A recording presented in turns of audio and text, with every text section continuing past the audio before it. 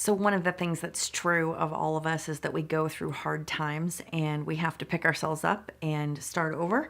And there's a book that I've been reading right now called Rising Strong by Brene Brown. She's a fantastic author that gets into some counseling stuff and some trauma and how to recover. And this book is really hitting me hard because it's recognizing that we are all going to fall. We are going to have struggles in our relationships and in our goals. And what are we going to do when we fall? And the answer has to be that we're going to get up again, right? I get knocked down, I get up again. And we're doing that. We are doing that. I know you are doing that. It's possible that you're feeling really defeated right now and you are literally down on the floor and considering whether or not you have the ability to get up. But I believe in you, and I believe you will get up. And I know that many of us have experienced that even recently. But here's one of the interesting things about that. One is that we have to put ourselves out there. We have to be vulnerable with relationships or work or connectedness, because if we don't make ourselves vulnerable, we actually won't have those things at all. We actually won't be able, like, it's basically not living for us to not put ourselves out there. So if you're feeling like I'm going to play it safe, I'm not going to try very hard, I'm not going to be vulnerable, I've got some walls up, unfortunately, you're not going to win. You're not going to be able to accomplish your goals without being vulnerable, and it's scary and it's a risk, and I get that. But as we do that, there will be times that we fall down.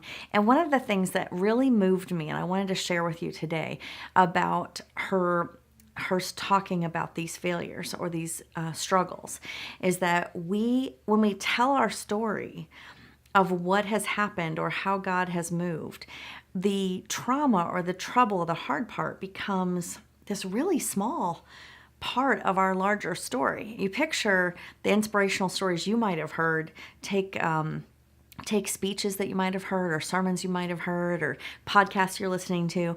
The trouble that they walk through becomes a really small part, and then you start to see how they moved forward from it and look at what they are today or what's going on.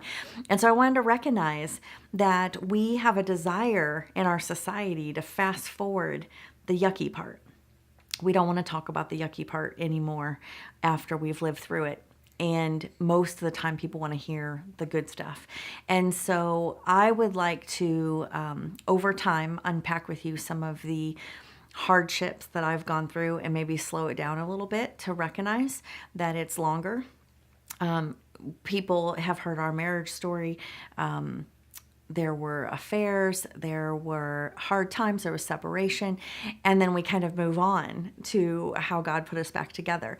And I want to just recognize that the time that we were not feeling lovey-dovey, the time that we were acting more like roommates and not connected, was much longer. We're talking months of time where we were uncertain about where our relationship was and what was going to happen.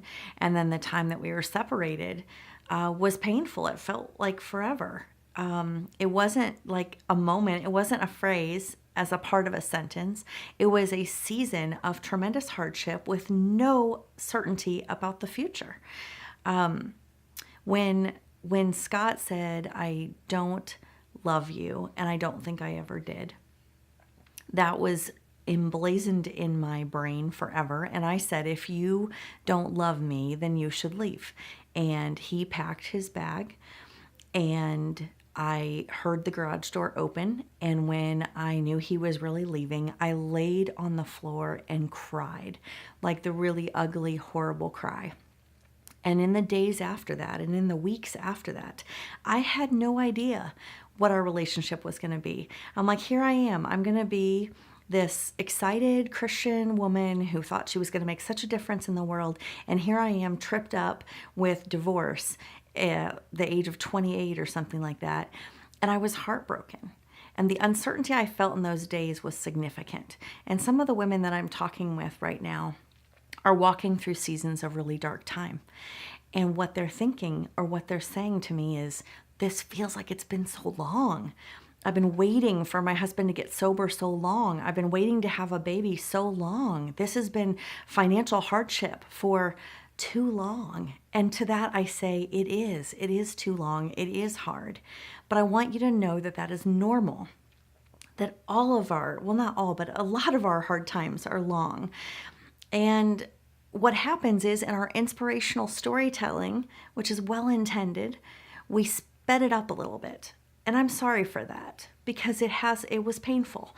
And I want you to know that the thing you're walking through, even if it feels like it's really long, that doesn't mean that God can't carry you through it. And even in the Bible, we see they wandered in the desert for 40 years. And then they just go on with other text. 40 years. I hope that you're not going through what you're going through right now for 40 years. But I'm telling you that the pain we're going through, the uncertainty, the confusion, the anger, the grief for things not to go like we thought they would, it's going to be going on longer than you want it to. And I want you to have hope that that's normal. Keep taking steps in the right direction. Keep reaching out for help. And know that someday that will be your quick phrase or very fast reference because you'll have other stories to tell. But man, that is a hardship. So keep walking forward. Comment, please. Tell me what you're walking through and how you're going to wait. And encourage each other that waiting can be hard and it's worth it.